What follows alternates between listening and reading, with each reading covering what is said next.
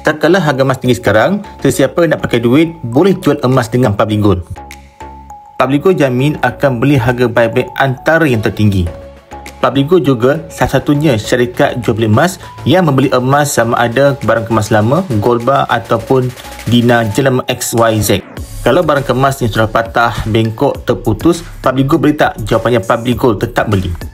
Public Gold mempunyai kilang emas sendiri di Pulau Pinang dan emas yang kita jual dengan Public Gold akan dilaburkan semula untuk dibuat emas yang baru. Jadi jangan bimbang kalau kita jual emas dengan Public Gold sama ada emas patah, bengkok ataupun sebagainya, sebab semua emas tu akan dileburkan semula untuk dibuat emas yang baru dalam bentuk Dina ataupun dalam bentuk gold bar. Sesiapa yang nak jual emas dengan Public Gold, mudah saja boleh pergi ke Menara Public Gold di Jalan Tun Razak ataupun di cawangan Public Gold berhampiran. Mudah saja.